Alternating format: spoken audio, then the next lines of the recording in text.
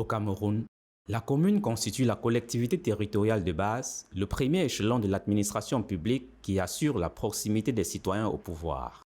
Elle a pour mission générale le développement local et l'amélioration des conditions de vie de ses habitants. À ce titre, le rôle de la collectivité communale est précisé à travers le faisceau de compétences transférées par la loi de décembre 2019 portant Code général des collectivités territoriales décentralisées. Le texte identifie les domaines de la santé, de l'éducation, de l'urbanisme, de l'environnement et de l'économie entre autres.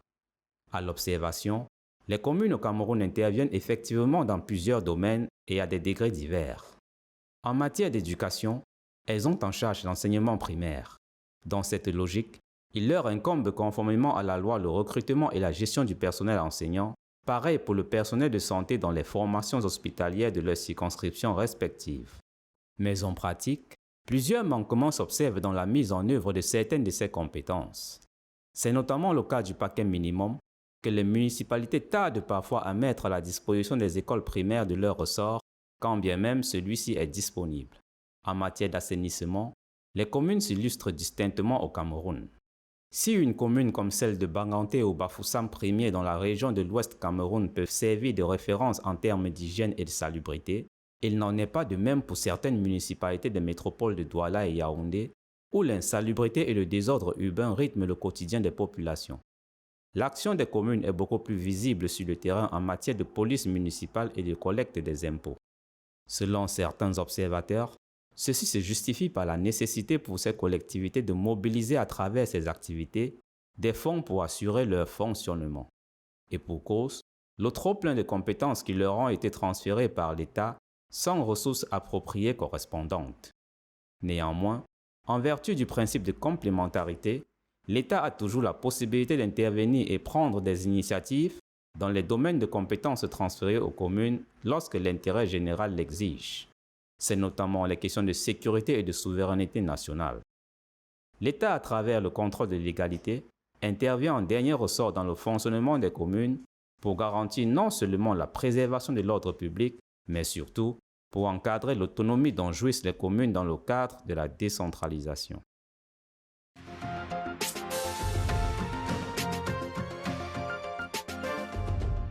Merci donc à Serge Bertrand ici pour ce reportage qui plante déjà le décor, vous avez dû le constater. On va y aller, on commence avec notre expert. Hein. Docteur Mamadou Ba, je voudrais vous poser une question symbolique. Existe-t-il une obligation d'améliorer les conditions de vie d'existence des populations, pesant très souvent sur les pouvoirs publics?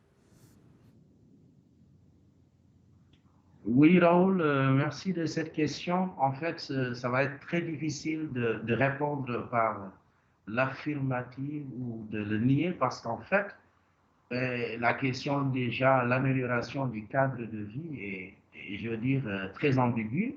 Parfois, on devrait entendre par l'amélioration de ces cadres de vie. Est-ce que c'est sur le plan, je veux dire,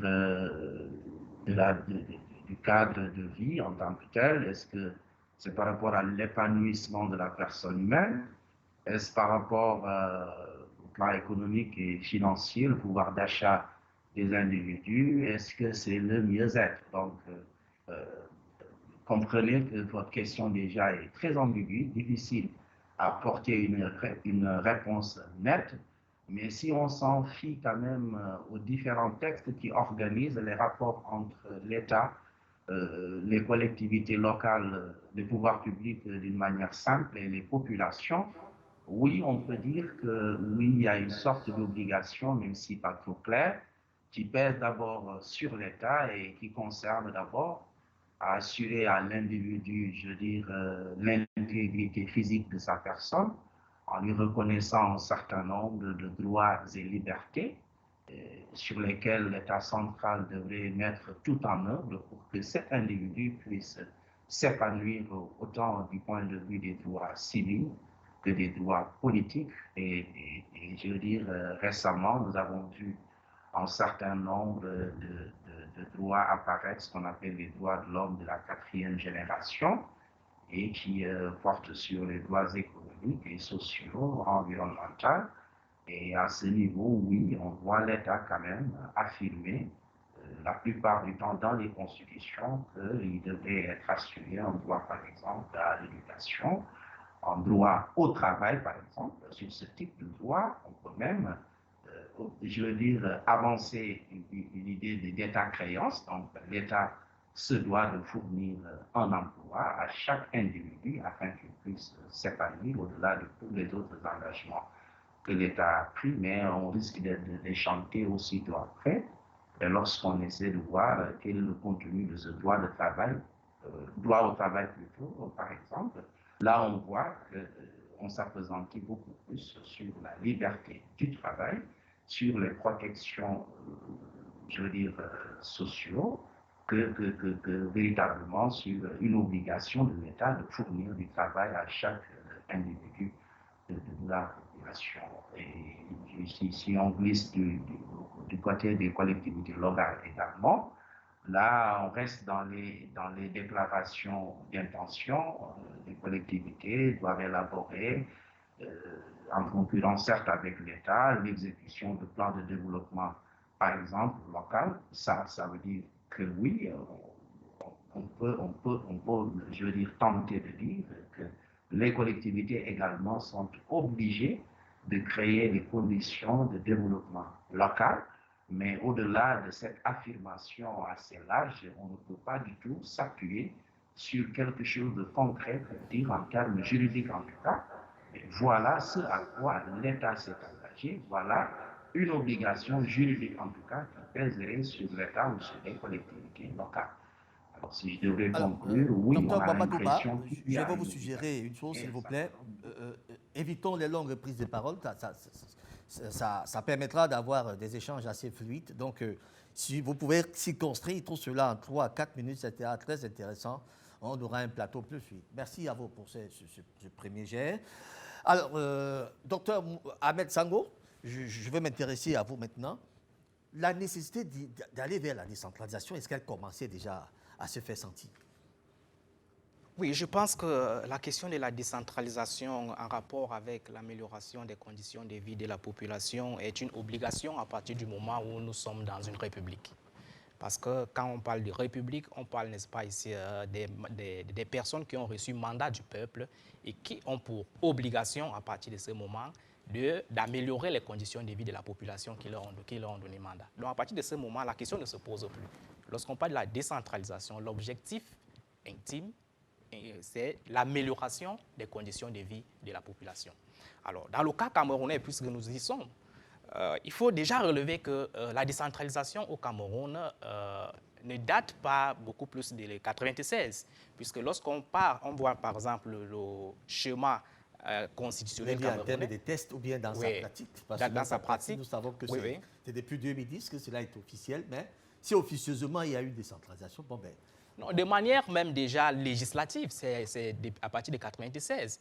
Mais il faut remonter l'histoire pour comprendre que la décentralisation est même déjà pensée au Cameroun à partir même des années 1914, avec la défaite, par exemple, de l'Allemagne au Cameroun. Lorsqu'on a eu, par exemple, la Grande-Bretagne avec la France, la Grande-Bretagne, n'est-ce pas, appliquait déjà la ligne direct route. C'était déjà là les bases d'une décentralisation, même si dans la pratique, cela n'était pas totalement effectif. Donc, il faut déjà dire aux Camerounais que l'idée de la décentralisation au Cameroun ne date pas seulement de 1996. Donc, dans l'histoire, on a connu, n'est-ce pas, cette pratique-là. Maintenant, sur le plan, par exemple, de son opérationnalité sur le terrain, la décentralisation est une pratique.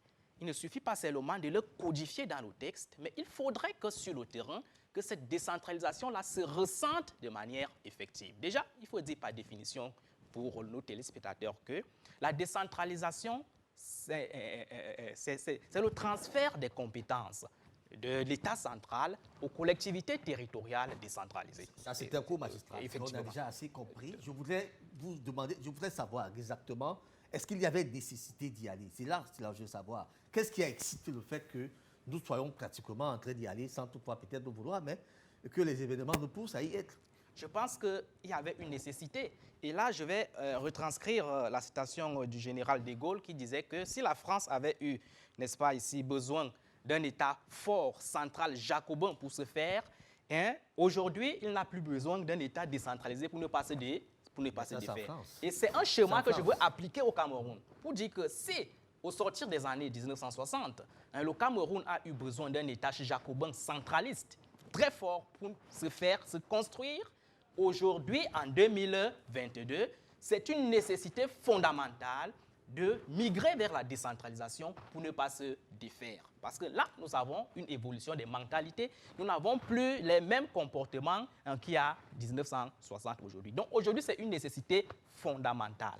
Il est donc question aujourd'hui pour l'État camerounais d'appliquer cette décentralisation de manière effective, sans toutefois mettre des freins. Parce que la population aujourd'hui qui est au niveau de la périphérie de la nation, par exemple, a besoin de ressentir l'État.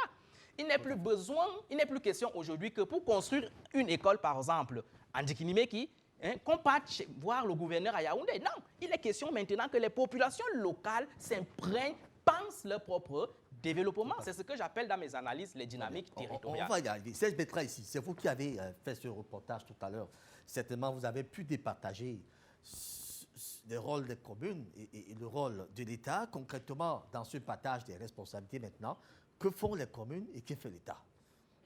Alors, Raoul, il faut le dire, à travers la volonté de décentraliser, dont le panéliste l'a dit, a été instituée par la loi constitutionnelle en 1996, il y a eu cette volonté de désengorger le pouvoir, c'est-à-dire de donner une certaine autorité ou alors une certaine autonomie du centre vers la périphérie. Pourquoi? Parce que, comme le dit, l'objectif principal de la centralisation, c'est le développement local, c'est-à-dire le développement de la localité par les populations locales elles-mêmes. Alors, dans ce faisceau de compétences, l'État a des compétences de souveraineté, comme on l'a dit, il reste en dernier ressort la sécurité nationale ou alors les questions d'intérêt général en dernier ressort.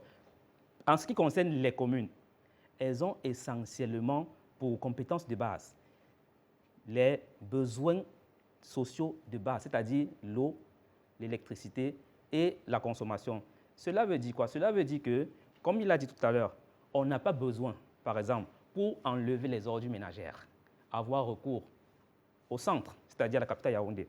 Et donc, les communes peuvent gérer à leur niveau local les besoins vraiment essentiels. Et nous savons tous qu'est-ce qui entre dans les besoins sociaux de base. C'est l'alimentation, c'est l'assainissement au premier plan. Ce sont les besoins de première nécessité.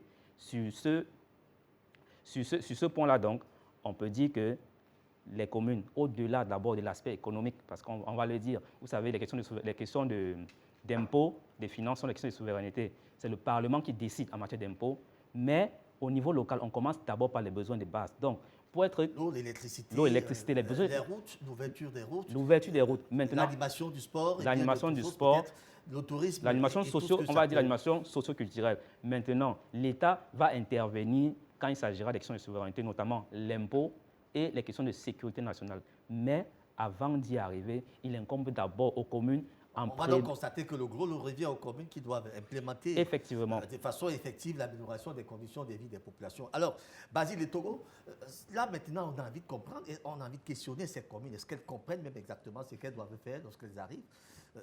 Lorsque ces exécutifs municipaux sont installés, quelqu'un sort d'une campagne, vient d'être élu maire, sait-il exactement ce qu'il s'en va faire au regard des faits? Parce que nous parlons des faits, au regard lorsque vous voyez comment ils agissent, la plupart attendent des CAC, les centimes additionnels communaux, manque d'initiatives réelles pour aller vers un développement propulsé par ces communes même. Et on a comme l'impression que ces exécutifs municipaux, pour la plupart, savent pas là ils vont. Raoul, là, ils vont, pardon. On a comme l'impression que vous avez eu dans mon esprit, hein, parce que c'est la question que j'attendais et c'est cette question que vous me posez. Tout pour ça croire. Tout pour ça croire que les chefs des exécutifs municipaux, particulièrement les maires, s'il faut les citer, ne comprennent pas le rôle qu'ils ont au sein de la décentralisation. On a comme l'impression qu'ils pensent que leur rôle s'arrête, n'est-ce pas, à la signature des actes d'état civil et en attendant les centimes additionnels qui viennent du FOCOM et les dotations de l'État. Mais ils ne comprennent pas qu'ils sont même à l'œuvre, qu'ils sont même la pierre angulaire le maître principal dans le développement de leur localité. Et pour ce faire, il faut qu'ils mettent, n'est-ce pas, en avant le développement des ressources locales propres. Lorsque vous étudiez les travaux de Pegber, écrits en 2002, vous comprenez aisément qu'il parle des ressources locales propres, le fait que tu développes ce qui est du ressort de ta commune, des compétences, des moyens que le voisin ne peut pas développer. Un peu pour dire que ce qui est spécifique à ton territoire. C'est de ça qu'il est question. Je prends l'exemple de manière simple d'une localité comme la ville de Douala. Nous voyons que la ressource locale propre qu'on peut développer ici à Douala, c'est le courant d'eau. C'est le courant d'eau. Donc il faut trouver des mécanismes afin de mettre sur pied un projet propre à la communauté urbaine de Douala. Vous voulez dire la mairie à la mairie de la ville, autant pour moi, pour avoir des ressources au niveau de cet élément naturel. C'est de ça qu'il est question. Et pour cela, il faut identifier déjà ces ressources propres. Combien de maires ont la capacité à le faire? Après avoir identifié cela, il faut mobiliser les capitaux nécessaires à la mise en place de ce projet. Et la mobilisation des capitaux ici renvoie à la signature entre peut-être les mairies.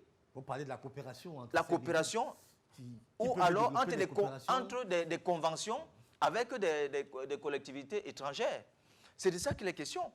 Et après l'avoir fait, on doit maintenant mettre en valeur cette ressource pour développer sa commune. Très bien. La particularité de ce développement, parce qu'il faut en parler, oui, je vais chuter. Oui. La particularité de cette amélioration, bien de cette valorisation de cette communauté, de cette ressource propre, c'est qu'il faut intégrer l'aspect anthropologique, l'aspect social, l'aspect culturel de la chose. Parce que si on ne le fait pas, on ne pourra pas avoir une identité relative à ce territoire-là. Alors, je vous suggère de parler le genre que le pousseur du quartier puisse vous comprendre. Hein. Donc, utiliser un langage très bas, parce que cette émission, effectivement, c'est pour cette population-là. Elles doivent comprendre exactement ce que vous dites. Il y a des mères qui ne sont pas partis à l'école. Ils sont mères. Donc, si vous utilisez le langage de ce genre, ils comprendront ce soir, ils vont certainement se séparer de vous. Alors, docteur Noundou, voilà, pourtant, on parle d'amélioration des conditions de vie qui doivent également être boostées par les communes, tout logiquement. Mais sauf que là, il se pose généralement un problème des compétences, la ressource humaine par exemple. Et on se dit, où est-ce qu'on va la chercher quand on regarde très bien la composition souvent du personnel des communes? C'est des cousins, c'est des neveux, c'est des tantes, c'est des gens qui ont eu le CEP et puis ils sont restés au quartier, n'ont plus rien à faire. Vous allez trouver le service d'hygiène, certains même qui ne savent pas écrire le nom. Ça pose quand même un problème sur eux. Est-ce que de là, ce n'est pas sur le frein, déjà, quand on parle de l'amélioration de ces conditions de vie? Ces communes-là n'ont pas besoin d'une ressource humaine? Oui, effectivement, c'est un sérieux problème. Pourquoi?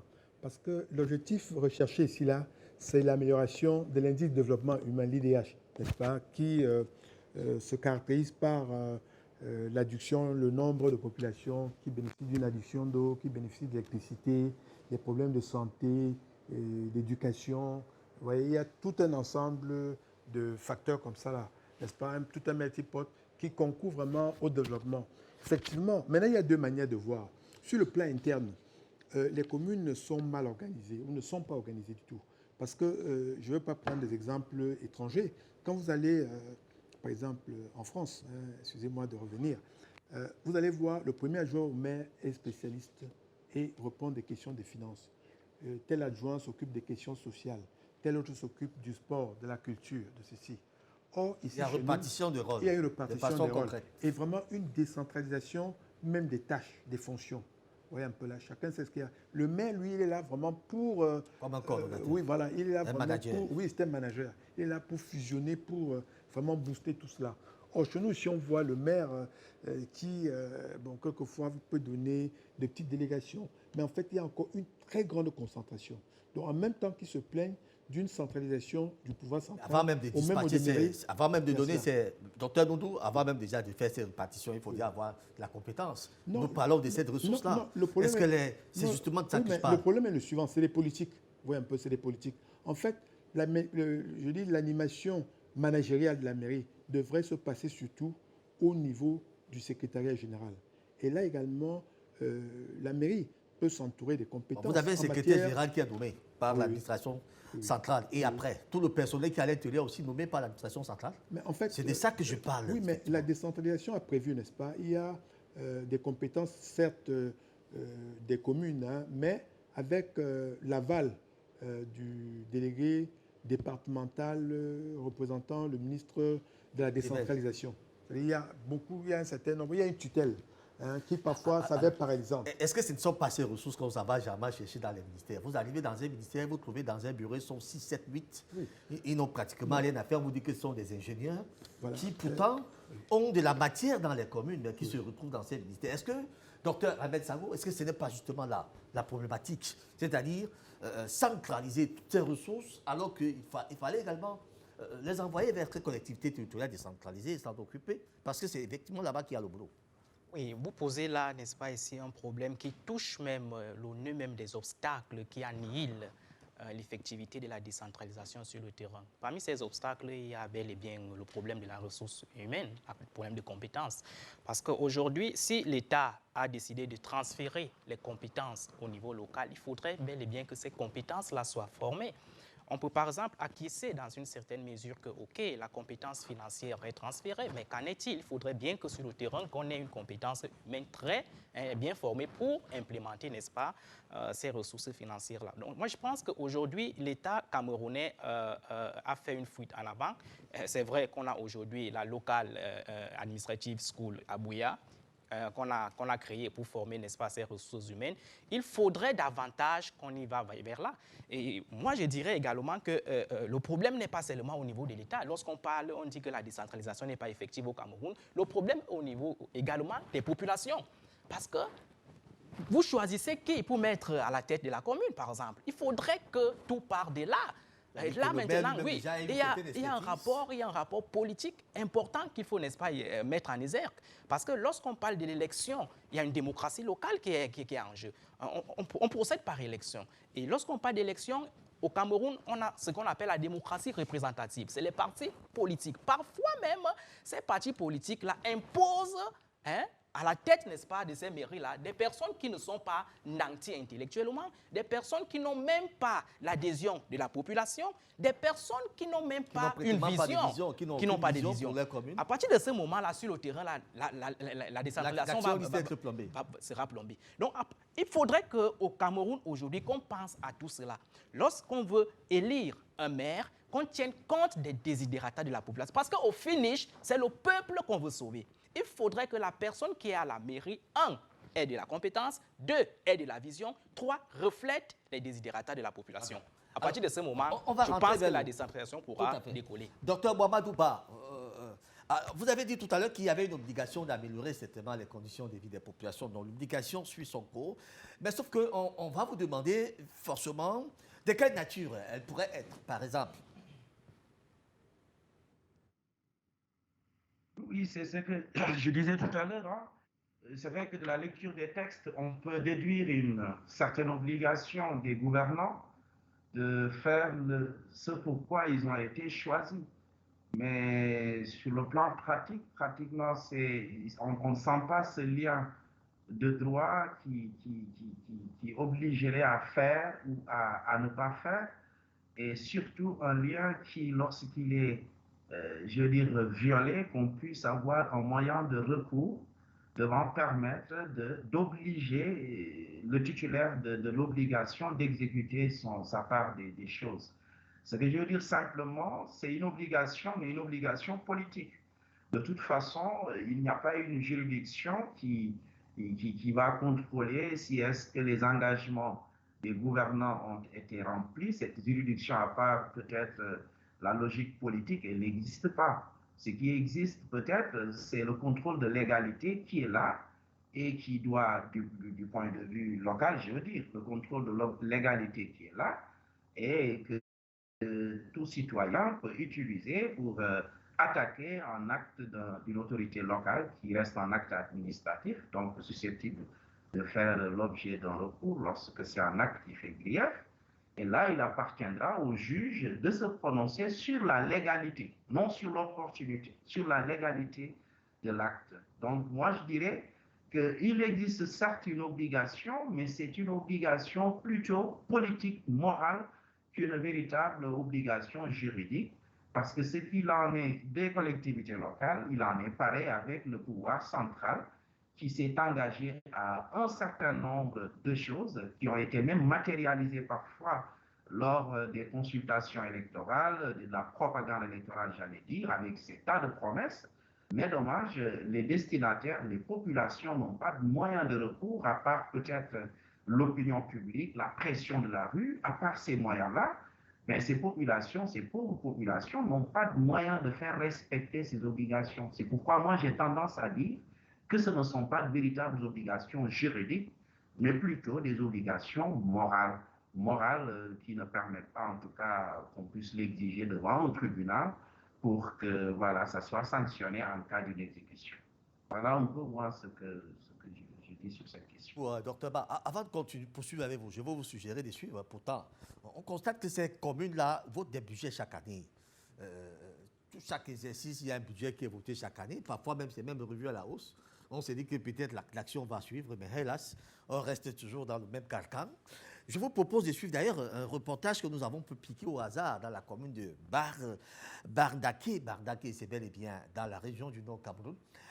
Une petite commune qui est située à la pleine frontière avec le Nigeria et qui se démerde aussi comme on a l'habitude de le faire au Cameroun. Je vous suggère de suivre d'ailleurs ce reportage. Il s'agit d'un vote du budget de ce conseil municipal.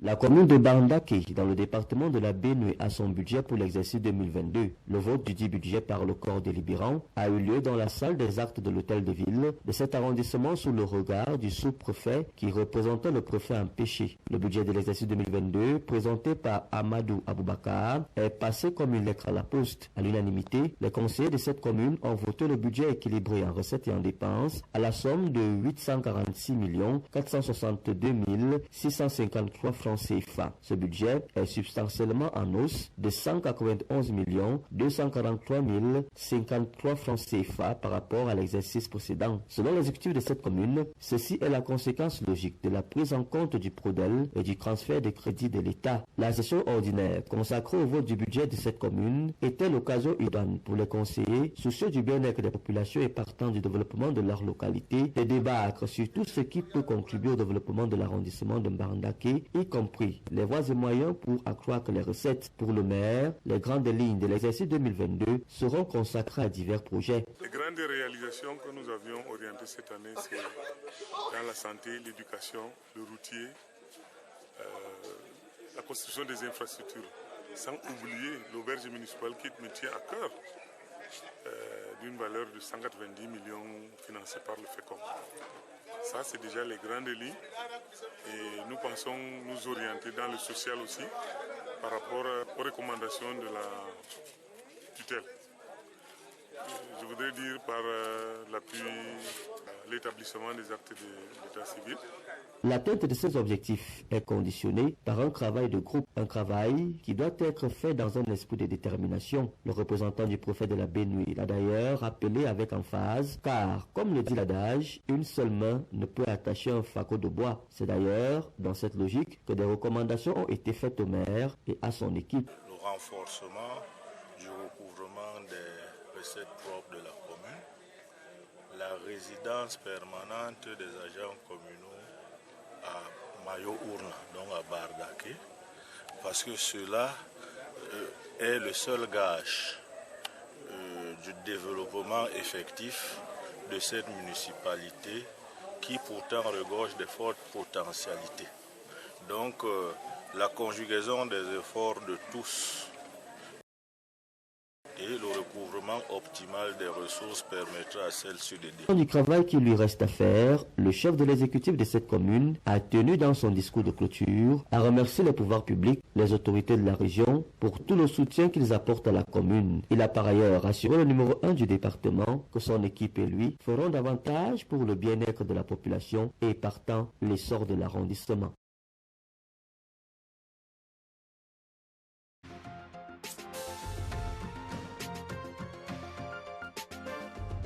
Alors, vous allez constater, la commune de Barda, qui est bel et bien située dans la région du Nord-Cameroun, département de la Benoué, une commune qui est née en 2007 des suites de cet éclatement de la grande commune de Garoua, il faut le rappeler. Et là-bas, c'est une commune qui s'étend environ sur 700 km², il faut le dire, soit 70 000 hectares. C'est une superficie assez intéressante, bien qu'étant rattachée à la frontière avec le Nigeria. La commune essaie de s'y prendre comme elle peut. Il faut rappeler également que cette commune, je le disais il y a un instant, a pratiquement 45 000 habitants qui y sont. En 2007, ils étaient pratiquement à 38 000. Les chiffres sont évalués maintenant à 45 000. Il faut dire que la commune est limitée au nord par la commune de Dansa et le Nigeria, au sud par la commune de Touloa, Tcheboa et le Nigeria, à l'est par la commune d'arrondissement de Garoua 1 et Demsa, et à l'ouest par les communes de Touloa et le Nigeria. Elle s'étend, je vous le disais il y a un instant, sur pratiquement 700 km². Donc la petite commune est bel et bien existante. Mais là, ce qui nous intéresse, là, c'est ces votes des budgets qui sont souvent trébuchés chaque année et dont on ne parvient pas à voir exactement à quoi servent ces budgets. Et là, on peut se dire, c'est peut-être la poudre à l'œil, Serge Bertrand ici. Pourtant, lorsqu'on va vers le vote d'un budget, on s'est dit qu'on a répertorié pratiquement tout. Et on se donne les moyens d'y arriver. Très souvent, pourquoi est-ce qu'on n'achève pas souvent cette course? Alors, il faut le dire, le budget est un acte prévisionnel. C'est-à-dire qu'avant sa mise en œuvre, le maire qui est à l'initiative de ce budget a établi l'état de ses besoins pour l'année en cours. Alors, les besoins sont à la fois identifiés et les ressources qui vont avec.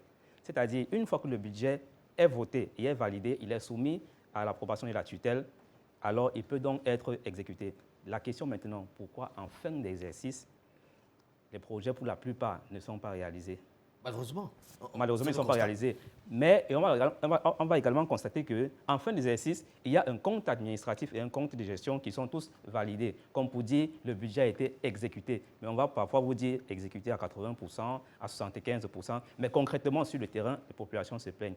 Alors, où est-ce que ça n'a pas marché? On devra donc comprendre qu'il y a un problème dans la gestion. Pourquoi? Parce que tant il est vrai que si dans la ligne budgétaire, on a prévu peut-être la construction d'un forage et qu'en fin d'exercice, il n'y a pas de forage, alors il faut questionner la gestion du maire.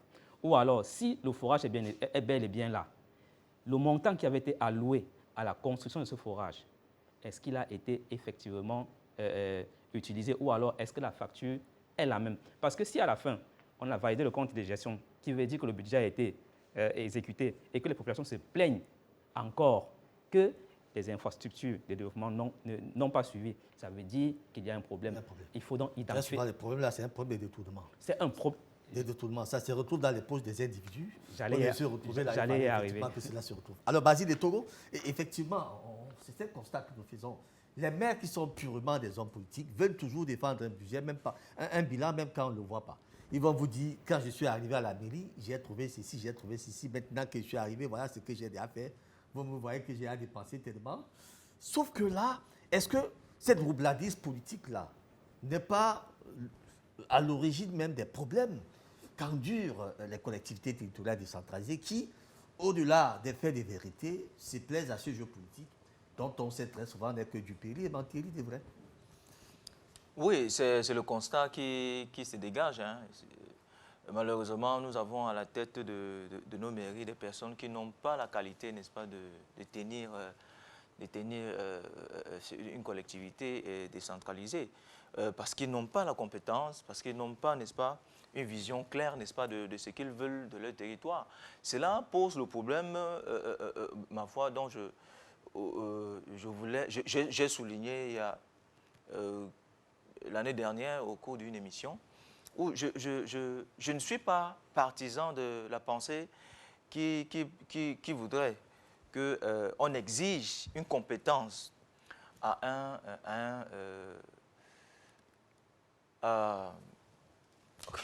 une compétence à un élu local, mais à un conseiller municipal, autant pour moi, mais je suis pour qu'on impose, n'est-ce pas, une certaine compétence à celui qui veut tenir la tête de la mairie. Il est important que ça soit le cas. Donc, parce que le conseiller municipal, généralement, il faut que ça regroupe, n'est-ce pas, la sociologie de la population. Donc, on peut trouver des bensiquineurs de manière triviale, on peut trouver des bensiquineurs, des maçons, des charpentiers. Mais encore que les bensiquineurs ne veulent pas dire qu'il est bête. Hein. Voilà. Et maintenant, au niveau de la tête de l'exécutif municipal, il est important qu'on pose des conditions de compétence.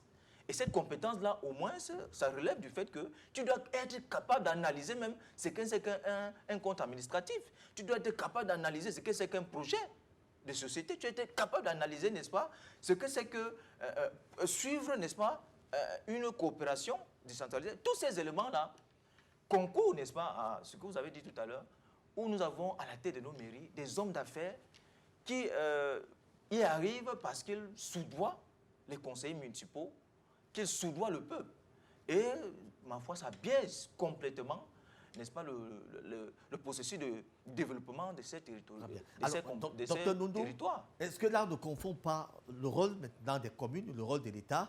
C'est justement là où on se demande souvent, qu'est-ce que l'État fait? Très souvent, ceux qui ne savent pas ce que les communes doivent faire. Et ils disent, qu'est-ce que la commune fait, ceux qui ne savent pas exactement ce que l'État doit faire. Ça veut dire qu'on est dans un jeu où tout est confondu. Et très souvent, c'est l'État qui encaisse tout.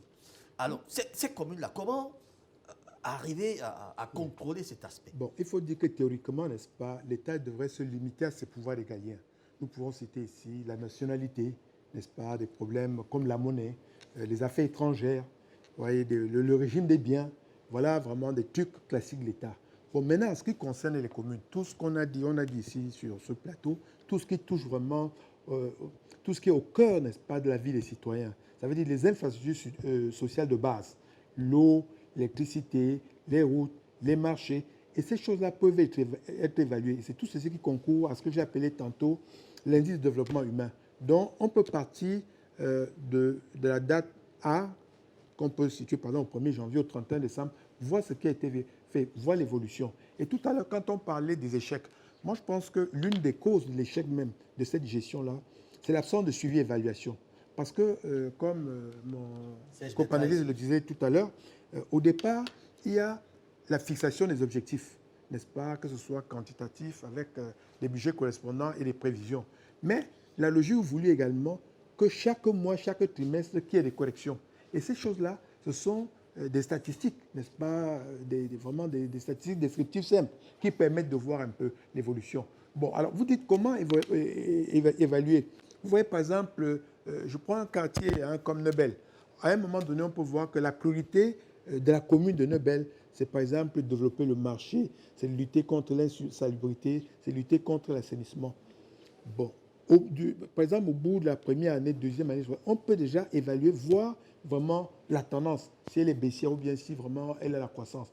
On peut faire autant. Et l'intérêt donc de la décentralisation, c'était vraiment cette proximité avec les populations. Ça veut dire que l'État central veut, à travers cette décentralisation, par un système de maillage, arriver au développement global du pays. À Djomé Penda, les populations ont des problèmes d'eau, mais pas de problème d'électricité. On va vraiment mettre un accent sur les problèmes de l'eau. On va mettre un accent sur les problèmes, par exemple, des routes, des dessertes, des plantations. Par exemple, dans à Fumban, on va parler vraiment par exemple, l'artisanat. On va mettre un accent sur la construction des marchés, sur le tourisme. À Douala, on va parler, par exemple, du transport. Oui, un peu, il y a l'eau, il y a le port, il y a l'aéroport, tout ça. Et tout arrive là, il faut maintenant décentraliser. Transporter vers l'arrière-pays. Donc, on va mettre l'accent sur les rails, sur les transports. Tout cela est intégré qui crée dans ce développement. Bon, donc, à partir de ce maillage territorial, voilà, avec Consamba, par exemple, on va mettre un accent sur la culture du café, sur le développement, peut-être sur la santé des populations, parce qu'on relève qu'il y a ceci, il y a tel point de faiblesse. Et c'est comme ça, par ce système de maillage-là, qu'on arrive donc vraiment à booster le développement et à booster la croissance générale du pays. Alors, docteur Ahmed Sango, finalement, on dit on veut améliorer les conditions des populations, on va améliorer, mais sauf que ces populations, très souvent, on ne leur demande même pas souvent quels sont même vos problèmes, qu'est-ce qu'on veut améliorer finalement, quand on ne prend pas la peine d'aller demander à ces populations quels sont même vos problèmes. Et est-ce que cela ne pose pas un problème, puisque ces gens qui paraissent qu'ils arrivent d'une façon dont tout le monde ne sait pas comment ils arrivent là, et quand ils sont arrivés, ils ne se plaisent qu'à ceux qui les ont mis là, ils oublient totalement ces populations qui, en principe, sont le maillon premier de leur action. Est-ce que là aussi, on ne peut pas enregistrer tout cela comme étant un frein pour ce développement? C'est le problème de représentativité dont je parlais là tout à l'heure, puisque ces gens qui sont dans l'exécutif de la mairie ne reflètent pas toujours la population qui est l'objectif fondamental même de la décentralisation. Voyez-vous, c'est une échelle. Hein, quand on parle de transfert des compétences, l'État central transfère les compétences à l'institution qui est la mairie. D'accord? À la mairie, n'est-ce pas, ici, on a l'exécutif. L'exécutif, maintenant, a ce qu'on appelle maintenant les conseillers municipaux. Et chaque conseiller municipal est le reflet de son quartier. Mais sur le terrain d'un village, par exemple. Alors, sur le terrain, il est souvent très difficile, par exemple, pour un conseiller municipal, d'accord, de réunir sa population pour leur demander quels sont leurs besoins. C'est pour cela que moi, je pense que l'organisation de cette population-là, autour, par exemple, des coopératives, autour des associations, serait d'une très grande portée. Parce que si ces populations-là sont organisées, elles pourront mieux penser leurs problèmes au niveau local et les acheminer au niveau de la mairie via leur conseiller. Elles ne peuvent pas s'organiser sans toutefois tenir compte de la mairie. Elles peuvent peut-être aussi prendre leur destin en main en disant, OK, nous n'avons pas une mairie, on essaie de voir ce qu'on peut faire. Effectivement, et c'est ça la décentralisation. C'est que la population doit se prendre en charge. Ce n'est plus la technique du top-down, c'est-à-dire on part du haut pour le bas, c'est maintenant la technique du bottom-up. On part du bas pour le haut. Tout part de la base. C'est-à-dire c'est la population locale qui est au centre de la décentralisation.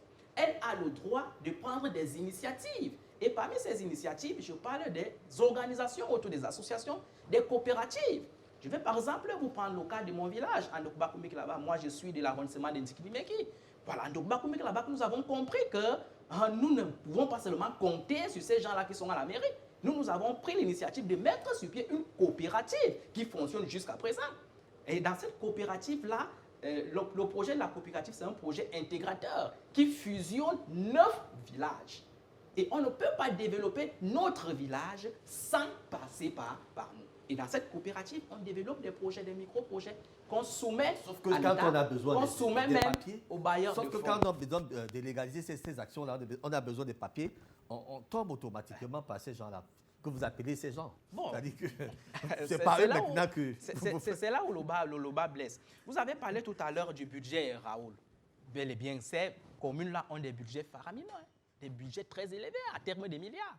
Mais lorsque vous voyez comment ce budget-là est reparti, le budget du fonctionnement est au-dessus du budget d'investissement. Il va même parfois à 70%. À 70%. C'est-à-dire le budget d'investissement qui devait être plus élevé est en dessous du budget de fonctionnement. Donc, ils passent tout le temps à rouler carrosse, à aller faire des choses qui ne sont pas en phase avec les desiderata de la population. Il y a ce problème-là. Un autre problème, nous avons un problème de planification et de programmation. Pour revenir sur le problème de vision dont parlait mon copanéliste, il faudrait d'abord que l'exécutif ait une vision, programme les activités de la mairie à court terme, moyen terme et à long terme. Et là maintenant, dans le processus de management, appliquer ce que le docteur a appelé le suivi et évaluation. Il ne s'agit pas de naviguer. Non, on vient avec un programme, avec une vision. Alors, s'il parle des élections, il y a bel et bien un programme que vous soumettez à la population et à base duquel on vous vote. Mais très souvent, c'est un lorsque programme, vous y arrivez, un programme qui n'est jamais suivi. Voilà, on se rend donc compte que lorsqu'ils arrivent à la tête de cette mairie-là, ils mettent ce programme-là de côté, pour ceux qui en ont même souvent, et s'occupent d'autres choses. À partir de ce moment-là, la décentralisation ne peut pas fonctionner.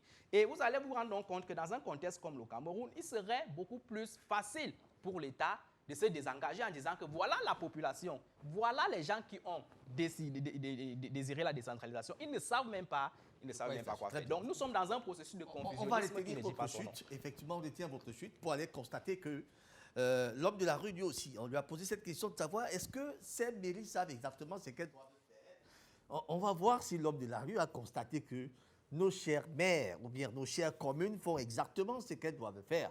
Je vous propose de suivre avec beaucoup d'attention ce Vox Pop.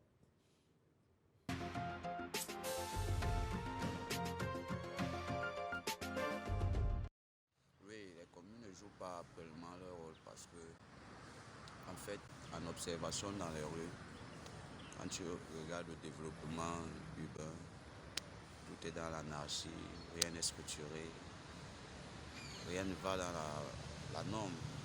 Et les textes, les responsabilités de la communauté urbaine, ils n'assurent pas en fait. À mon avis, pas vraiment, parce que nous avons toujours dans certaines communes, dans certaines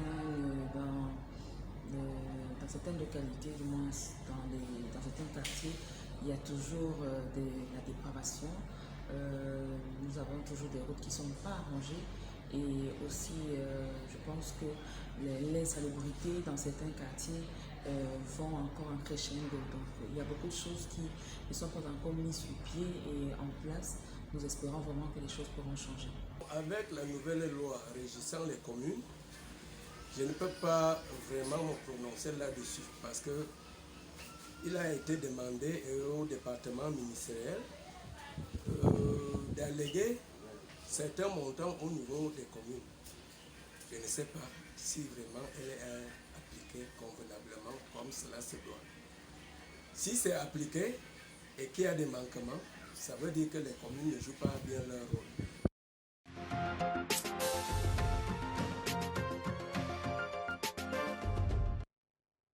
Alors, vous avez constaté tout à l'heure qu'ils ont de la peine à répondre à cette question. Ça veut dire qu'ils n'ont pratiquement rien à dire. Ils n'ont constaté rien de ces communes. Si vous posez la question à 100 Camerounais leur demandant est-ce que ces communes, les communes là où ils ressortent, font exactement ce qu'ils doivent faire, je suis convaincu qu'au moins 90 vous diront que non, ils ne savent même pas là, ils doivent aller.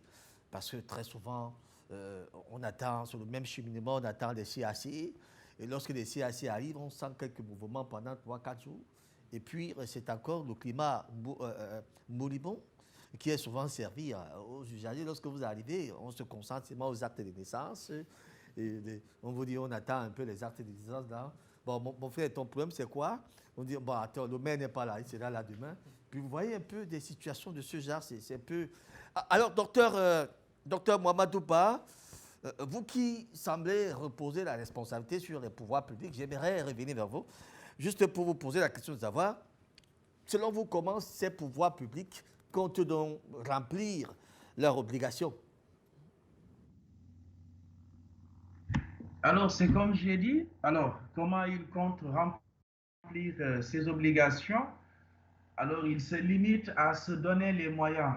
Nous sommes dans le cadre d'une obligation de moyens, mais pas forcément de résultats.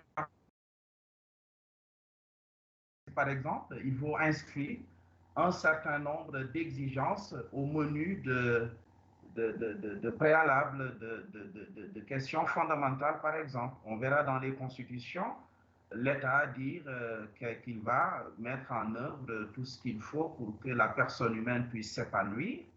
L'État va protéger tel aspect de la vie de l'individu. Mais sur le plan économique également, on verra également l'État affirmer un certain nombre de préalables qu'il va se donner pour réaliser le bien-être de la personne. Mais le problème, c'est que est-ce qu'il va se limiter à mettre en œuvre simplement les règles nécessaires ou est-ce qu'il va s'investir et en faire une sorte d'obligation? Alors, dans le cadre également de la commune, on retrouve le même schéma.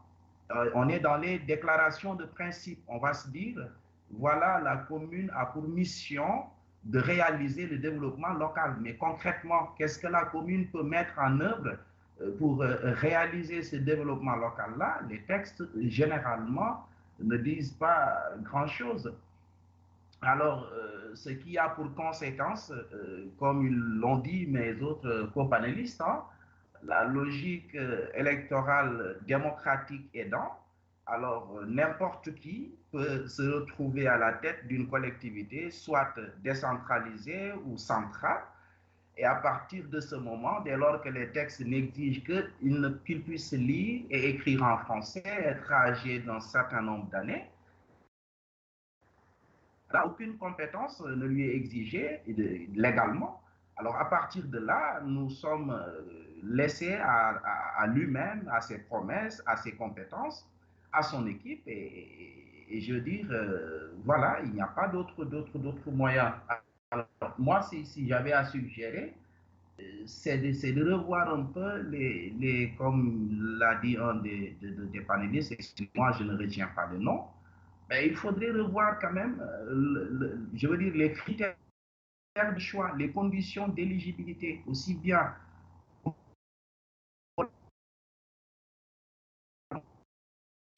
Merci beaucoup à vous, docteur. On a comme l'impression qu'on a été coupé. On va revenir tout à l'heure. Alors, 16 Bertrand ici. On constate que les améliorations des conditions, l'amélioration des conditions de vie des populations, si elle ne passe pas par l'État, peut quand même passer par une coopération avec des institutions. Ça aussi, c'est un moyen de développer sa circonstance. Effectivement, c'est un moyen alternatif de procéder au développement local. Et à ce titre, il y a le FECOM qui est institué pour établir un semblant d'égalité, parce qu'on sait que généralement entre les communes, il y a une certaine disparité de développement. Alors pour éviter qu'il y ait cette cassure ou alors cette sorte d'inégalité, alors on a institué le FECOM pour pouvoir agir à travers le principe de la péréquation, c'est-à-dire le FECOM centralise les centimes additionnels collectés pour faire une redistribution au prorata des communes. Mais là n'est pas le problème. À mon sens, contrairement à ce que le docteur Ba a dit, oui, il y a des moyens, même s'ils ne sont pas juridiques, il y a des moyens pour contraindre les élus locaux à remplir leurs obligations. Par exemple, la démocratie locale, quelque chose de formidable. Peut-être même ceux qui ont pensé la décentralisation au Cameroun n'avaient pas prévu cela. Le vote sanction. Puisqu'on a dit que le citoyen est au cœur de la décentralisation, alors vous avez investi un conseil municipal qui, par la suite, va élire un maire en son sein. Eh bien, si au bout de 5 années de mandat, vous vous rendez compte que les objectifs n'ont pas été atteints, la sanction, elle est simple. C'est le vote sanction à travers... Mais c'est 5 années perdues. Oui. C'est énorme, ça. C'est 5 années perdues. Chaque chose a un prix. Chaque chose a un prix. Il faudrait me remercier Dieu que le mandat soit seulement à 5 ans, s'il était plus long. C'est-à-dire, si après 5 ans, on n'a pas pu avoir les résultats escomptés, alors on peut assumer son choix. On peut dire, bon, j'ai fait un choix pendant 5 ans qui n'a pas marché, alors au prochain mandat, on procède juste au vote sanction. On met cette équipe de côté parce que si le cahier des charges n'a pas été rempli, donc au-delà de l'obligation juridique qui, à mon sens, n'existe pas encore dans les textes, la population qui est au centre, qui est au cœur de la décentralisation, peut procéder au vote sanction pour pouvoir obliger ces élus locaux-là à remplir leurs obligations. Autre chose, c'est qu'en matière de décentralisation, vraiment, tout tourne encore autour du citoyen et des élus locaux. Je prendrai par exemple la loi sur l'urbanisme. Ce texte donne plus de pouvoir au maire qu'au préfet ou au sous-préfet qui est son autorité de tutelle. Pourquoi? Parce qu'en matière de permis de bâtir, permis de construire, permis de démolir, l'initiative, comme l'autre panéliste l'a dit, c'est du bottom from the top. L'initiative commence d'abord chez le maire avant de continuer chez l'autorité administrative. Donc vous comprenez très bien qu'il y a des poches de développement sur lesquelles, du moins les leviers de développement sur lesquels le maire est l'autorité principale qui peut appuyer. Mais malheureusement, qu'est-ce qu'on constate dans nos collectivités? Est-ce que c'est justement là, est-ce que ces maires-là, Ahmed Sango, ne mériteraient pas là maintenant des séminaires d'apprentissage où très souvent on leur dit ce qu'ils doivent faire? Là aussi on s'est dit, le PNDP, on a par exemple vu le PNDP s'est déployé de cette manière, mais sauf que là le PNDP est tout simplement budgétivore, on a du mal à comprendre exactement ce qu'il donne à ces maires, puisque rien n'est répété sur le terrain. En réalité, quel est le problème? Le problème serait, entre guillemets, vous allez m'excuser, le problème d'inconscience, parce que ces maires-là ne savent pas le pouvoir qui est le leur. Lorsque vous prenez par exemple le Code général sur la décentralisation, vous allez voir qu'on peut bel et bien reprocher l'État, mais ce code-là est vraiment formidable. Il y en a qui savent même le pouvoir qui est le leur, Voilà. mais ne parviennent pas à imprégner ce pouvoir, non, nombreux sont à le prendre, à s'accaparer ce pouvoir. Nombreux sont ceux qui ne savent pas. Et pour cela, moi, je conseillerais ce soir à ces maires-là de pouvoir s'entourer de la compétence. Vous allez voir les grands managers du monde. Ils ne sont pas compétents sur toutes les matières, non. Mais c'est des gens qui savent s'entourer. Ils s'entourent de la compétence technique sur le terrain. Et cette compétence technique-là, il y en a. Vous m'avez par exemple présenté ici comme un promoteur de cabinet qui fait dans le développement local. Mais lorsque je vais vers ces maires-là, ils sont réticents. Ils ont peut-être peur que je vienne, n'est-ce pas, ici, poser un problème d'argent, ou alors je viens faire la concurrence déloyale. Non, ils ne comprennent pas que c'est pour leur bien. Ils doivent se former. Ils doivent aller à l'école de la formation à travers les séminaires, par exemple. C'est un impératif. C'est un impératif. Il y a également la coopération décentralisée, qui est incontournable aujourd'hui. Ces mairies-là ont le pouvoir et le droit de tisser ces coopérations décentralisées, non seulement au niveau national, mais au niveau international. Ça existe. Et c'est comme ça que le pays comme le Sénégal, par exemple, fonctionne aujourd'hui. Là-bas, la décentralisation est vraiment presque effective. On voit les mairies au Sénégal qui tissent la coopération décentralisée avec les mairies en France, avec les mairies en Espagne, etc., etc. Cela permettrait, n'est-ce pas, à nos communes, à nos mairies, de bénéficier du transfert de la compétence. Il y a des étapes qui Donc moi, je pense que c'est un problème, je ne sais pas si c'est l'inconscience ou c'est quoi, ou c'est un problème d'humilité qui leur manque. Il est question que ces maires-là s'entourent de la compétence. La compétence, il y en a au Cameroun. Très bien. Docteur Ndoundou, sauf que ces maires-là vous disent qu'il y a tellement de boulot d'étranglement sur leur chemin. Lorsqu'il faut peut-être faire un voyage pour aller à l'Europe, on vous dit que c'est le ministre qui doit vous donner l'autorisation. Il doit signer tout. Oui. Et si le ministre regarde votre tête, il voit que votre tête ne lui plaît pas, il va vous dire que, monsieur, vous allez rester dans ces pays, vous n'allez pas bouger. Oui, mais c'est un problème sur eux. Là aussi, les maires se plaignent. Oui, mais il y a aussi un problème de corruption, parce que très souvent, on a vu des voyages organisés, n'est-ce pas, par des organismes publics, et ces voyages leur reviennent 4-5 fois plus cher que si le maire effectuait personnellement. Il me souvient, il y a quelques années, il y a eu un déplacement qui était fait dans une banlieue de Paris, à Ivry exactement, et ces voyages-là coûtaient 4, 5, 10 fois plus cher. Donc on disait au maire, bon, on organise vos voyages, ça va vous coûter 40 millions, 20 millions, et c'est le FECOM, enfin c'était l'organisme public qui paye, n'est-ce pas? Donc c'était des trucs à crédit. On a vu également pour certains achats de camions, de tout ça, la logistique des communes, où on voyait vraiment des bennes qui n'avaient pas, dont l'amortissement était zéro. C'était un peu cette affaire. Donc, cela pose effectivement des problèmes. En fait, je voudrais revenir un peu rapidement, avec votre permission, sur ce qu'on a dit tantôt. Effectivement, on a parlé d'une session, n'est-ce pas, des communes. Ça veut dire quoi? Ça veut dire qu'en fait, les maires devraient s'inspirer des soucis des populations. Et ce n'est pas cela qui manque. Parce que déjà, lors des élections, quand ces personnalités descendent sur le terrain, on va leur dire ici, en Colméta, il nous faut un maison. À tel point, nous avons des problèmes d'inondation. À tel endroit, nous manquons d'eau. À tel endroit, nous manquons d'électricité. Nous n'avons pas de marché. Donc, il y a énormément... Ils ont un plein de groupements. Donc, les problèmes vraiment des populations sont connus, sont répertoriés. Et si c'est voulu aller vers les populations, il n'y aurait aucun problème à leur dire l'école est loin. Les enfants font 6 km à pied.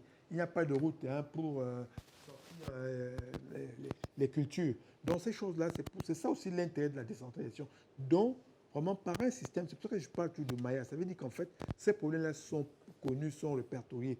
Et l'un des gros obstacles qu'on n'a pas évoqué ici, là, c'est un peu cette solidarité partisane. Oui, un peu là. Parce que quand le copanéliste parlait tantôt de vote sanction, non. Il y a vraiment cette, je veux dire, ce syndicat politique. Le syndicat des maires. Ce syndicat même au sein des partis politiques. C'est que même si le maire a complètement échoué vis-à-vis de son parti, qu'on trouve quelqu'un, une alternance locale. Et puis aussi, aujourd'hui, il ne faut pas le nier, que le système électoral, c'est un système censitaire. Et qu'une fois le maire élu, l'une de ses préoccupations, c'est rentrer un peu dans ces fonds. On sait que lors des élections, de tout ça, circule beaucoup d'argent. Et ça aussi, c'est l'un des obstacles à la démocratie. On a parlé tantôt des commerçants, des riches hommes d'affaires qui venaient de tout ça. C'était un peu la théorie de Maslow, c'est un peu la représentativité, un peu le désir de s'affirmer, le désir de paraître. Donc, il n'a rien à voir avec vraiment un souci de régler les problèmes des populations. Alors, avant d'arriver chez vous, Itoro Elvis, permettez-moi de prendre encore cet autre reportage qui, puisque nous parlons de la coopération avec les institutions, qui montrait quand même un plan, un reportage bien défini. Nous avons pris certainement au Burundi, où quand même on peut trouver des solutions pour aller auprès de la Banque mondiale, peut-être pour s'ériger des instruments qui leur permettront peut-être d'évoluer dans leurs conditions. Je vous suggère de suivre ce reportage avec beaucoup d'attention.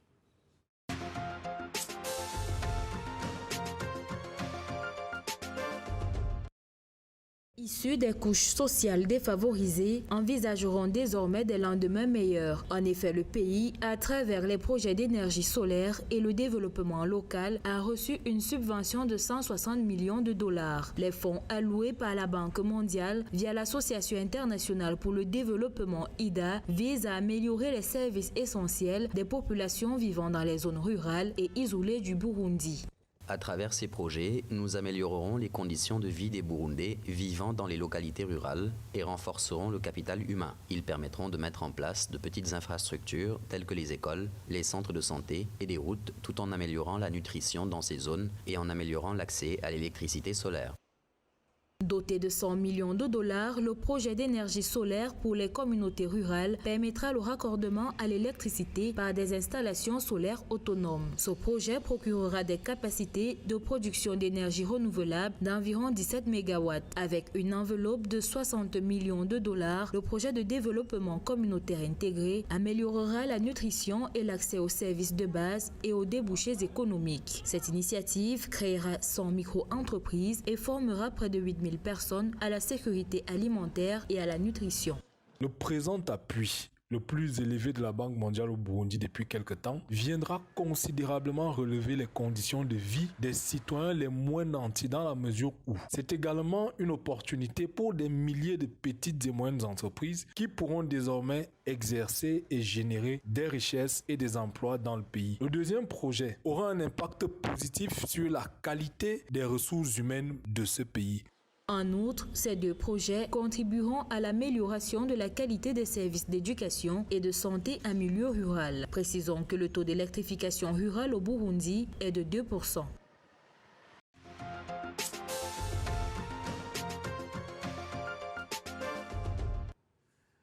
Ah bien, ce sont les initiatives que nous avons vues naître aussi.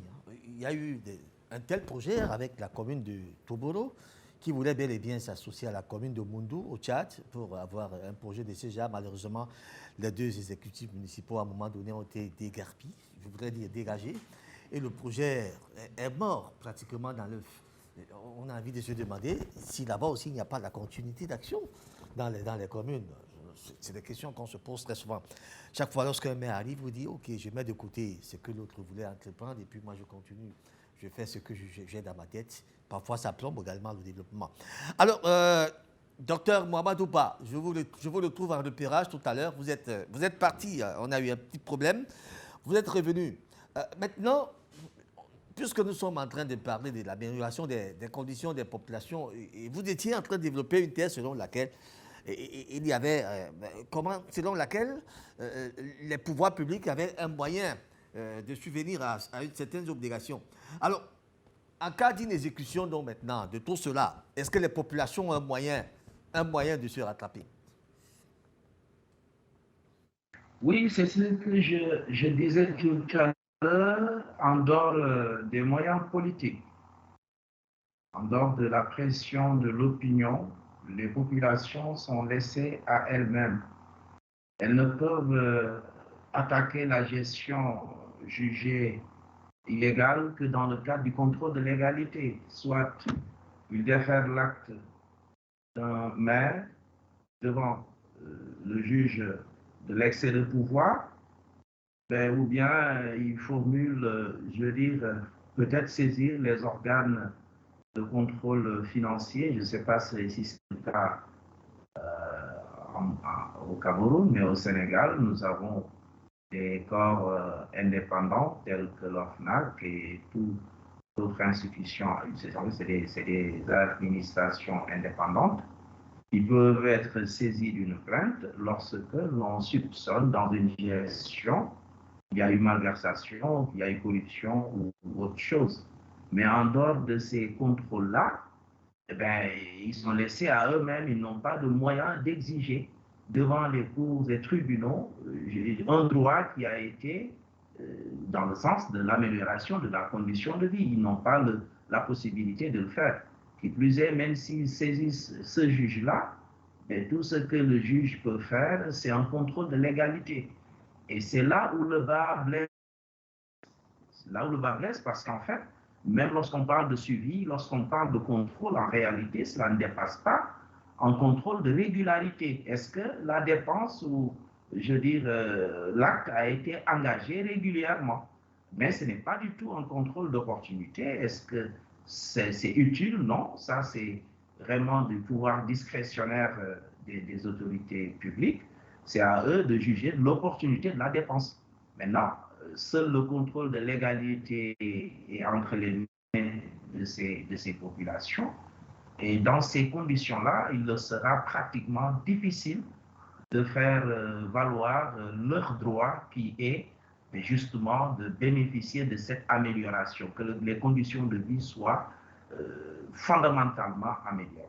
Donc, sur ce plan, il n'y a pas grand-chose à espérer du contrôle, à mon avis, et que s'il faut modifier, c'est à ce niveau-là qu'il faut. Plutôt que de consacrer un contrôle de régularité, il faudrait que notre gestion publique puisse, je veux dire, connaître une maturation, mais dans le sens d'inclure un véritable contrôle d'opportunité, un véritable contrôle de résultat. Parce qu'en fait, en prenant une collectivité publique, on s'est engagé à réaliser une plus-value. Or, s'il n'y a pas du tout cette plus-value, moi je crois qu'on a manqué à une obligation et ceci doit pouvoir être sanctionné. Merci beaucoup, docteur Mohamedou Ba. Alors, Elvis Itogo, on a vu tout à l'heure que la coopération avec des institutions peut également être un traîneau par lequel les communes peuvent bien se développer. Mais sauf que là, il faut une forte implication de l'État, très souvent. Non, je pense qu'il y a des textes réglementaires qui accompagnent, n'est-ce pas, qui cadrent, n'est-ce pas, les coopérations que les communes peuvent signer avec soit les institutions comme la Banque mondiale, par exemple. Tout à fait. Et vous savez qu'il y a au sein de cette entité des maires, il y a la collectivité des villes et communes, le CVUC, qui, n'est-ce pas, est aussi un organisme au sein de ces maires-là pour faciliter, n'est-ce pas, un certain nombre de tensions, notamment au niveau des partenaires extérieurs. Les mairies peuvent se baser là-dessus pour avoir, n'est-ce pas, ce qu'on appelle un avaliste au niveau des banques, au niveau même des partenaires, les partenaires internationaux, pour pouvoir, n'est-ce pas, financer leurs projets internes au niveau de la localité. Mais je pense que l'État a mis sur pied tous les mécanismes qu'il faut. Maintenant, il appartient maintenant aux collectivités de s'emparer, n'est-ce pas, de ces mécanismes-là pour pouvoir aller trouver les moyens nécessaires parce que l'État ne pourra plus à un moment. L'État est arrivé au niveau où elle ne peut plus développer parce qu'elle n'a plus la ressource nécessaire pour recruter. Il appartient maintenant aux mairies, aux collectivités décentralisées de pouvoir, n'est-ce pas, développer des mécanismes afin de recruter le trop-plein. Parce que c'est ça qui est la question. Et aussi longtemps qu'ils ne le font pas, aussi longtemps qu'ils ne comprennent pas le rôle principal qu'il leur est dû au travers, n'est-ce pas, du développement local à partir des ressources qui leur sont propres, on aura du mal à développer ce pays. Il faut le dire. Et c'est l'occasion pour moi d'appeler tout de même l'État à déconcentrer au maximum les pouvoirs des autorités administratives. Parce qu'on a comme l'impression que les autorités administratives sont un poids sur ça donne l'impression d'avoir le dessus de ces autorités locales, alors que ça devrait être le contraire. l'autorité administrative ici n'a qu'un pouvoir de contrôle et de régularité. Mais comment se fait-il que dans le cadre de la décentralisation, il advient que le maire, pour pouvoir prendre un certain nombre de décisions, se refait encore à ces autorités administratives pour pouvoir, alors qu'il est lui l'élu, il a un compte à rendre à ses populations. Et pourtant, le préfet, hein, s'il faut le citer, est nommé et il n'a pas de compte de résultat. Il n'a pas de résultat à rendre à la population, mais plutôt à l'autorité qu'il a.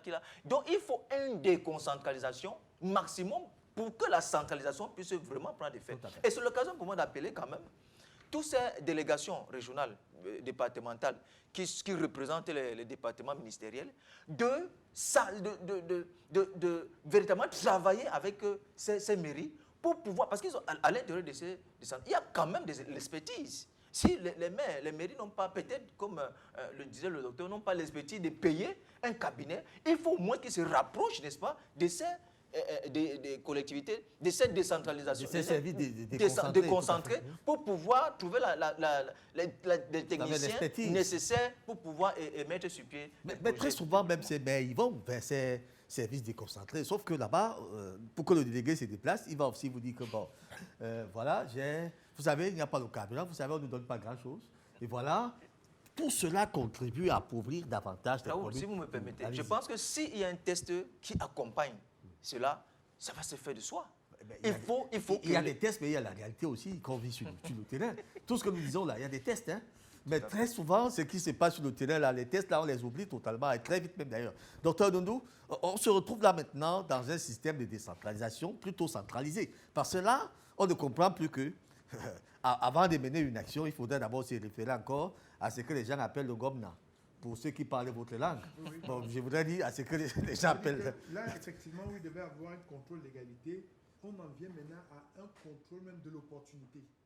Donc, il y a tout un ensemble de domaines pour lesquels la commune est obligée, n'est-ce pas, de recourir à l'autorisation du sous-préfet, du représentant local du ministère de la décentralisation et autres pour son fonctionnement. Et tout ceci est bloquant. Et tout à l'heure, quand vous parliez de qu'est-ce qu'il faut faire, non, moi je pense qu'à ça, il faut y aller. Y aller, c'est d'abord donner un peu de moyens. Prenons le cas simple de l'école primaire, où on parlait de recruter, payer les maîtres, tout ça. Rien que le paquet minimum aujourd'hui encore ressort un peu des pouvoirs de l'administration centrale. Donc voilà pourquoi la décentralisation est échouée. Parce que pour que les maires également aient du culot, il fallait que l'État commence déjà à se départir vraiment de ce minimum. Vous voyez un peu aujourd'hui, je ne sais pas si on a 1 ou 2%, hein, n'est-ce pas, de la masse, n'est-ce pas, du budget de l'État. Non, je dis envoyé vers les communes. Vraiment pas du tout. Donc que ce soit la santé. Et on voit aujourd'hui, hein, le pays, il y a une sorte de déflagration. Il y a, je ne suis pas pessimiste, mais vous voyez le nombre de révoltes, de grèves, de problèmes. Tout ceci à cause d'une forte décentralisation. Et la solution, c'est dans la décentralisation. Quand il y a centralisation, il y a l'odeur dans les décisions. Il faut aller par-ci, il y a par-là. l'odeur, il y a la corruption qui se développe. Et puis, il y a trop de pertes, n'est-ce pas, en termes de temps, en termes de moyens. Prenons le cas des instituteurs dont on parle tant. On dit aujourd'hui, il y a 8 000, il y a 20 000, il y a 40 000, 50 000. Si c'était fait par région, on verrait qu'au lieu de 40 000, on parlerait de 4 000, 6 000. Et même ce serait un outil de stimulation entre les régions, voir quelle région a fait le plus. C'est également le cas, par exemple, pour le budget d'investissement public. Oui, un peu là. Ceci crée vraiment voilà, ça crée des stimulations. Alors, pendant que nous nous plaignons que nous n'avons... il n'y a pas de route, il n'y a pas de l'eau, il n'y a pas de lumière, il n'y a rien, mais il y a une autre couche de la population qui s'est intéressée à autre chose. D'ailleurs, je vais vous suggérer de suivre ça tout à l'heure. On s'occupe de tout le monde, sauf cette couche de la population. Même les handicapés semblent avoir de l'intérêt aussi, de façon particulière pour les États. Mais cette couche-là, pourtant, qui vit avec nous tout le temps, on les a totalement oubliés. Je m'avais suivi ce reportage que nous avons pris au hasard. C'était bel et bien au Bénin, où nous allons suivre l'amélioration des conditions de vie. J'ai cité les veufs. Allons-y voir.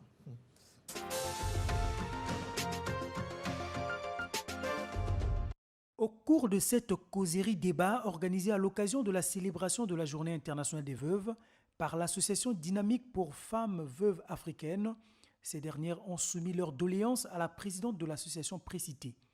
Elles ont aussi interpellé les autorités compétentes afin qu'elles entrent en possession des biens laissés par leur mari décédé. Ces veuves se considèrent délaissées dans leurs conditions de vie. L'homme, quand il a travaillé, on a fait le mariage, tout le monde nous a vus, à la mairie, à l'église. Mais quand il est parti, les gens oublient tout ce geste-là. Je me retrouve seule avec les enfants. Cette fois-ci, on dit vraiment, l'aide qu'on demande, qu'on fait qu'on puisse, qu'est-ce que je peux dire, qu'on puisse avoir des articles vraiment destinés aux veuves et aux veufs. Parce que ce n'est pas seulement les femmes qui subissent, les hommes aussi subissent. La présidente de cette association a fait savoir aux veuves qu'il a été mis en place un projet agricole qui les permettra de s'auto-prendre en charge. Nous avons mis sur pied un projet agricole et auquel participent les veuves. Le projet, c'est nous qui l'avons initié, mais celles qui l'exécutent, ce sont les veuves. Et l'encadrement que nous leur apportons est technique et ces activités vont justement leur permettre de réduire, peut-être pas de sortir totalement de la pauvreté, mais de la réduire au moins. L'association dynamique pour les femmes veuves africaines compte organiser des campagnes de sensibilisation dans les différents quartiers de Brazzaville pour édifier la population sur les droits de la veuve. La Journée internationale des veuves a été célébrée sous le thème « Des femmes invisibles aux problèmes invisibles ».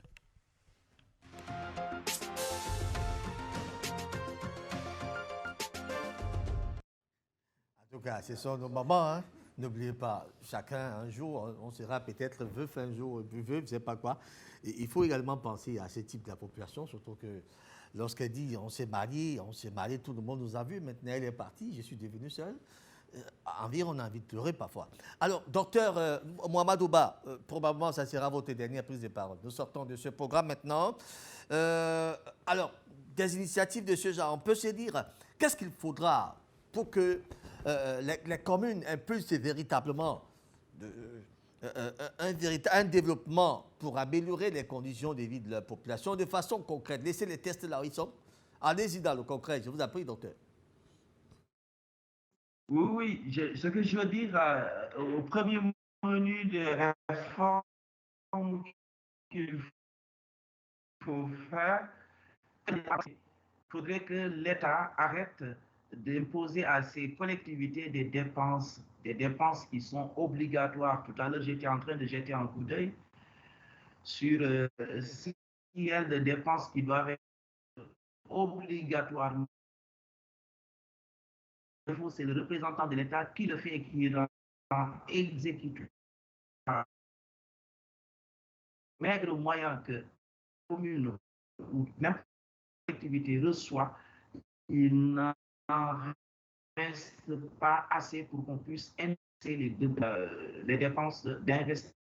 Or, très souvent, je veux dire, le menu qui peut améliorer la vie des citoyens, c'est surtout au niveau de ces dépenses d'investissement. Donc, première chose de ces collectivités, à défaut d'augmenter les recettes, mais quand même de laisser la collectivité la latitude d'avoir une véritable, je veux dire, séance d'orientation budgétaire où la collectivité pourra savoir où est-ce que se situent les priorités et pouvoir établir un budget équilibré sur la base des priorités qu'elle s'est fixées elle-même. Alors, l'autre chose pour améliorer la condition de vie des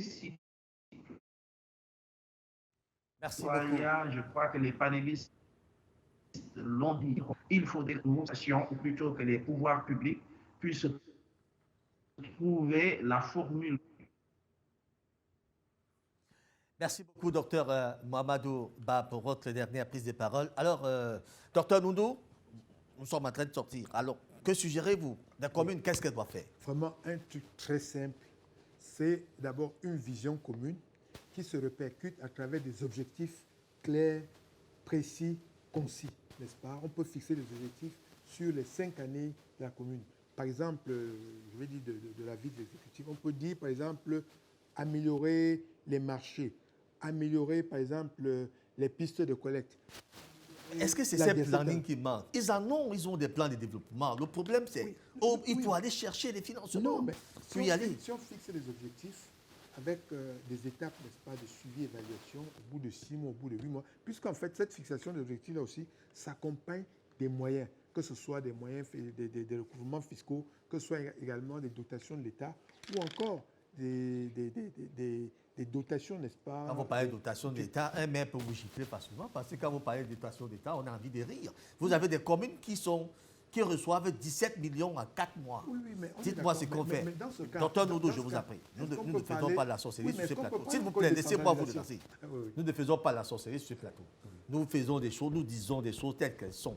Un maire qui reçoit 17 millions de francs CFA, il attend encore 4 mois pour recevoir 17 millions de francs. Vous voulez qu'il fasse quoi? Il a un personnel où il a 10 mois sans gérer de salaire. Alors, ça veut dire que vous lui dites qu'il y a des dotations d'État. Lesquelles? Oui, mais dites à ce maire d'aller chercher de l'argent dans sa terre, puisque les objectifs, très souvent, ils ont la ressource les là-bas. objectifs sont proportionnels aux ressources. Ça veut dire qu'en fait, si le maire dit il a 17 millions, ça peut me permettre de creuser 2 puits, 2 forages. Point. Il n'ira pas construire, par exemple, comment on appelle... Très bien, docteur Nodo. Alors, docteur Ahmed Sango, on est en train de sortir. Concrètement, les améliorations de conditions de vie des populations, comment les maires doivent s'y prendre pour y arriver, même sans dotation de l'État, parce qu'il faut aller dans ce sens qu'ils ne reçoivent pratiquement rien de l'État. D'abord, il faut dire que les objectifs pour lesquels on n'a pas de moyens est un crime. Donc, il faudrait déjà que lorsque les mairies se fixent des objectifs, encore faudrait-il qu'ils disposent des moyens pour pouvoir réaliser ces objectifs-là. Donc, comme solution de sortie, je vais d'abord proposer, n'est-ce pas, ici, le transfert des 15% prévu dans le code de on a dit que l'État ne donne pas ses agents. Puisque vous allez attendre les 15%, ça ne viendra jamais. Voilà, donc, on a élu ça, les députés ont dit 15%. Le décret même qui accompagne les 15% n'est pas encore sorti. Donc, oubliez ça pour l'État. Ces 15%-là, on ne dit pas que ce sont ces 15%-là qui vont faire en sorte que les mairies se développent. Non, les 15% sont bien précisés. C'est des moyens d'accompagnement. Il appartient maintenant aux mairies de développer leurs propres recettes. À travers, par exemple, les micro-projets, ils peuvent initier des micro-projets, n'est-ce pas, rentables sur le terrain.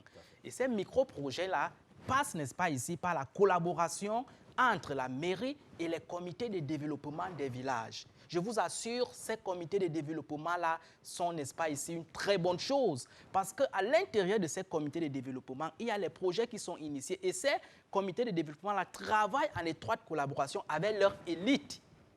Et dans chaque village, il y a des élites. Donc, je pense que si la mairie entre en collaboration avec ces comités de développement, cette synergie-là permettre d'améliorer elle pourra s'affranchir de la dépendance financière qui vient de l'État. Alors, Serge Bertrand, ici, vous sortirez également.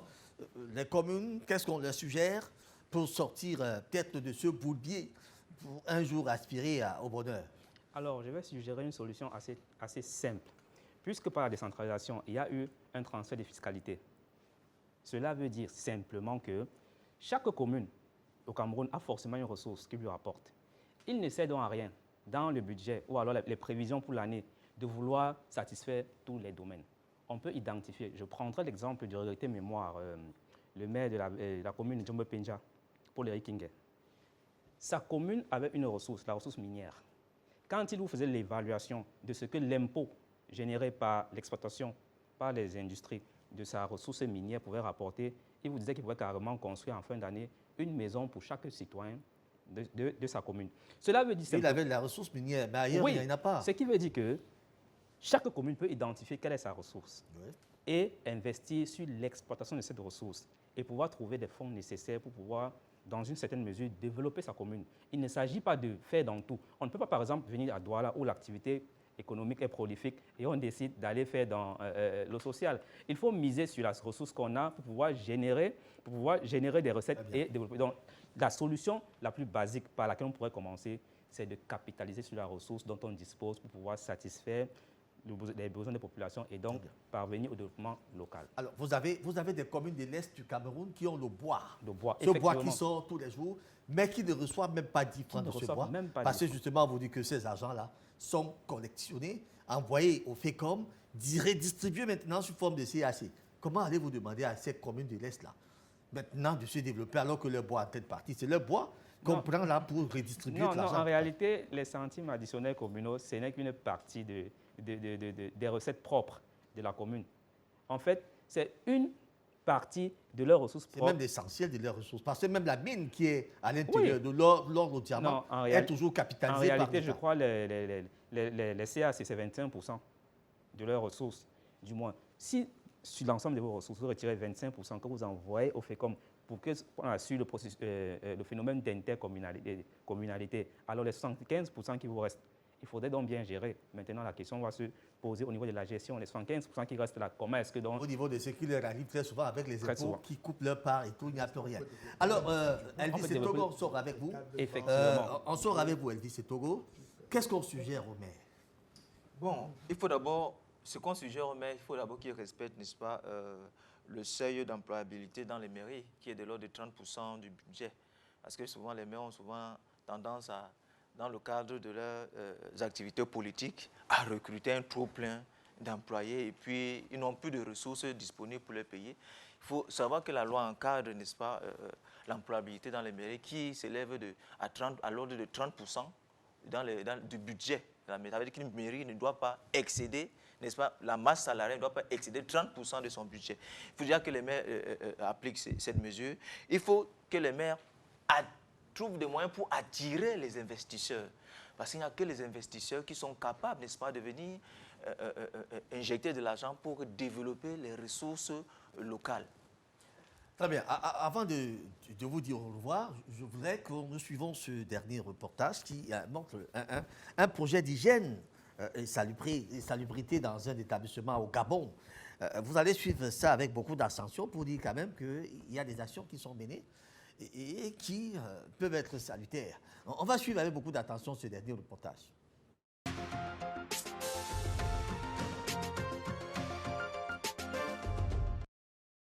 Demain se prépare aujourd'hui. En prévision de l'année académique 2017-2018, c'est donc à peu près d'une trentaine d'établissements scolaires qui ont vu leur bloc sanitaire être réhabilité. Le projet hygiène scolaire vise ainsi l'amélioration des conditions d'apprentissage. La directrice de l'école publique, Bad Guégué, se souvient encore de la gêne due à l'absence des toilettes. Aujourd'hui, cela relève du passé et la représentante de l'association des parents d'élèves consent elle aussi. Nos sanitaires étaient pratiquement déjà hors d'usage. J'ai dû faire un trou derrière l'établissement pour que les enseignants se soulagent dans la dignité. Et les élèves se débrouillaient un peu partout. Je remercie l'État et le groupe GB pour les travaux de rénovation qu'ils viennent d'effectuer dans notre école. Pour la sécurité de ces lieux d'aisance, nous souhaitons aussi l'érection de 2 portails de part et d'autre du bâtiment dans les blocs sanitaires, car l'incivisme des riverains nous cause beaucoup de soucis. Il n'y a pas de petits projets, tout comme il n'existe pas de petits problèmes non plus. Mais leur résolution n'est pas impossible pour le rayonnement de l'école gabonaise. Un niveau élevé d'hygiène individuelle en milieu scolaire ne peut être obtenu que si les locaux des élèves, et en particulier les sanitaires, sont propres et en bon état.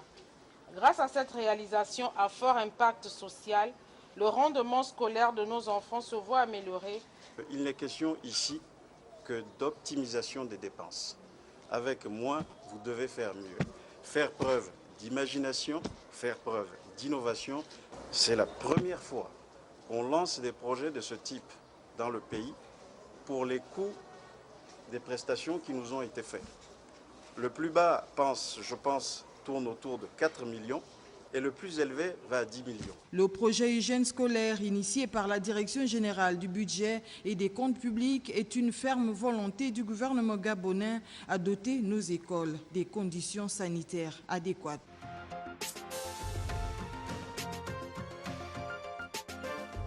Pratiquement le tour de l'horloge, messieurs et dames.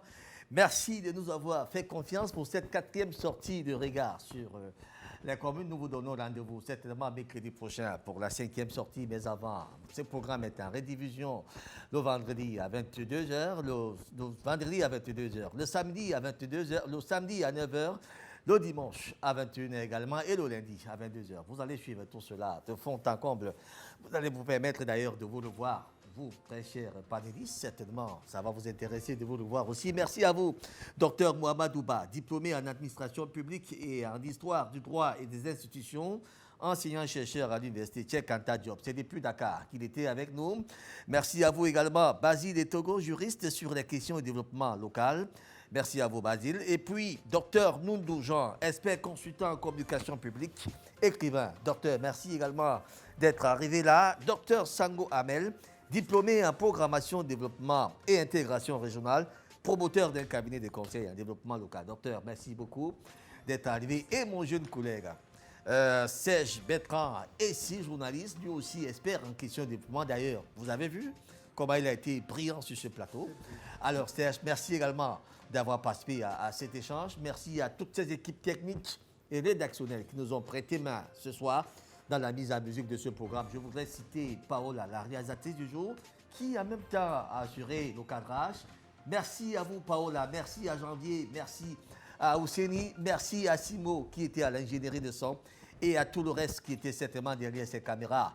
Pourquoi pas, pour le bonheur de nos téléspectateurs. Madame, Messieurs, je vous donne rendez-vous certainement mercredi prochain, s'il plaît à Dieu. D'ici là, portez-vous bien.